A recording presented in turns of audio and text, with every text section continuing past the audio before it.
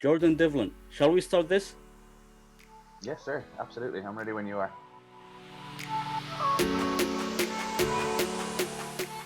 Jordan, how are you doing today, man? It's nice to have you here with us on the GWS show. It's great to be here, Yusuf. It's nice to meet you. Thank you so much. So, Jordan, 4 years or 5 years ago on the WWE Network, there was, the United Kingdom Championship tournament. You remember that, Yes, right? I do. I do. Yeah. So it was two-night, and that was the first time that you've been introduced to the WWE Universe. So, how did you feel or you felt during that time? That feels like, honestly, like a lifetime ago. I can't believe it's only 5 years.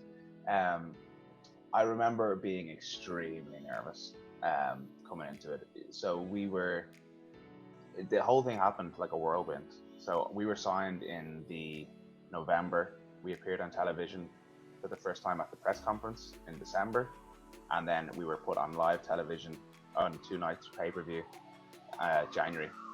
So the whole thing happened extremely quickly, and there wasn't a lot of time to like mentally prepare for what was to come. It was obviously at that time the biggest stage and the biggest event I'd ever wrestled on. But luckily, there's been many more cool moments of that since. So yeah, I look back on it with very fond memories. Yeah, definitely, man. And on that same tournament, Jordan, you've been introduced as a superstar who, has been trained by the prince himself, Finn Balor. So, how did Finn Balor, help you and in your career, and what's the influence that Finn Balor have on you? Yeah, to be honest with you, Finn has had the most influence on me, probably that anybody apart from my father has had in my whole life. I met Finn when he was 21 years old and I was 12, and I have been kind of, he's been the benchmark for me as to how a pro wrestler should train, how a pro wrestler should perform, how a pro wrestler should carry himself outside the ring for my entire adult life. He went to Japan, I went to Japan. He came to America, I came to America. So it feels like I'm playing a game of chasing with him, and maybe Yeah. one day I'll catch up. But And you all he's just, guys now are on NXT. yes, yeah, same brand, both champions. It's extremely cool, and it's something that's not lost on the two of us. Believe me.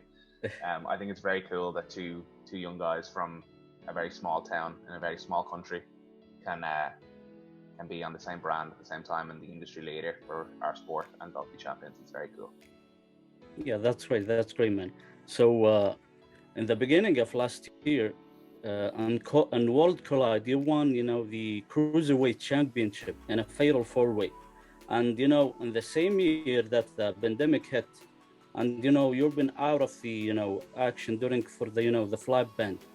So how did you felt, during that long break? Yeah, it was very difficult. It was very mentally challenging. Obviously at the start, the first few weeks, I came off the road for a little bit, and I thought, this is okay. This will be for a few weeks. I can rest up. My body can heal a little bit. But then, obviously, when we found out it was going to be, 6 months rather than 6 weeks, it got very frustrating. And it got very frustrating to see the cruiserweight division move on without me, and an interim champion to be crowned. Um, I felt like Worlds Collide was a big step for me in my career, and I felt like I had picked up some momentum in WWE finally. I was, the guys backstage had, obviously rated me highly enough to put me in with the other guys at Worlds Collide with a chance at being the Cruiserweight champion, and then all that momentum just ground to a halt all at once. So it was a difficult few months for sure, but now that we're back at it, I feel like I'm picking up speed again, and everything's getting back to normal. The Premier League is huge anywhere in the world, okay? Especially, in the Middle East and Saudi Arabia. And it's not a secret that you've been, a big fan of Liverpool, right?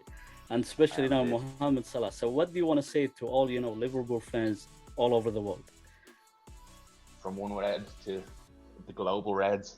Yeah, Uh, it's been a difficult season for Liverpool. We it's hard to maintain the pace that we set for the 2 or 3 years before that. But the whole mantra of the club is you'll never walk alone, and at the end of a storm there's a golden sky. And I believe that as long as we have players like Mohamed Salah, Sadio Mane, and as long as we have a manager like Jurgen Klopp, you know, we're going to be back to that golden sky pretty soon. Yeah, definitely, man. And I mean, hopefully, you know, when the time now, especially moving, you know, in progress, the things will get back to normal, you know, and maybe we will have the, you know, shows back in Saudi Arabia. So we used to have like a couple of shows every year, WWE. So we want to see you, you know, competing in Saudi Arabia one time. So how do you feel that one time maybe you'll be on the card, you know, representing NXT and also representing, you know, the cruiserweight division here and another, you know, field other than Europe and America and Japan? I'd love to. It would be an honor, you know, and anybody I talk to from the NXT roster or the Raw or SmackDown rosters that have been to Saudi for those shows has nothing but you know, very happy memories, and they say that it was a great experience. I love the idea of bringing WWE to a new audience, to an emerging market. So I would love to come to a Saudi show and show them what the cruiserweight division is all about. Yeah, we hope that we will see you here one day. So, you know, Jordan, last question. You competed in both, you know, NXT UK and the regular NXT show on Wednesday, which is moving, you know, next week to Tuesdays.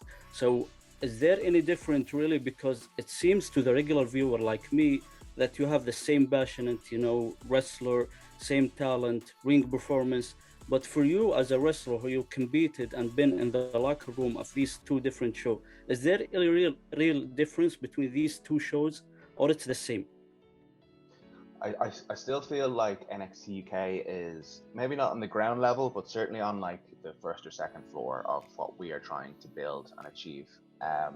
The NXT UK roster, apart from obviously being motivated for individual gain, as any pro wrestler is, the entire roster is very, very focused on building NXT UK as a brand that we can be reckoned with.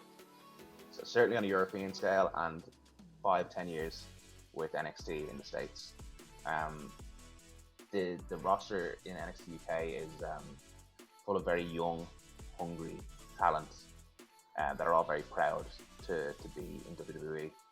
So you're not going to find a much more determined roster than what you see on NXT UK, and I think that comes across when you watch the main events on the weekly TV shows in BT Studios with absolutely zero fans in attendance, and every single person that has been in the main event, to a man or a girl, has given 100% in a very difficult setting to try and give the best show possible.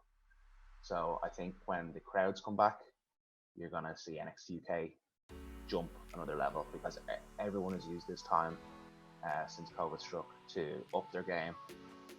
Everyone's in better shape, everyone's studied wrestling, everyone has been, you know, I know on Zoom calls with the office, with the coaches, studying hours and hours and hours of tape, so that when the crowds are back, we are going to be ready for it. And then obviously the NXT roster, it goes without saying, I think, for me personally, it's the greatest roster of professional athletes ever assembled in wrestling. The talent is off the scale, like off the scale. When you are walking around backstage and there's guys like Finn Balor, like Adam Cole, Gargano, Ciampa, Walter, who's like me, he goes back and forth, Io Shirai. We had Rhea Ripley until recently, she's gone up to Raw. It's just an embarrassment of riches in NXT, and it is just so motivating to share a locker room with these guys and girls. Thank you so much for your time. Yusuf, thank you very much. Appreciate it.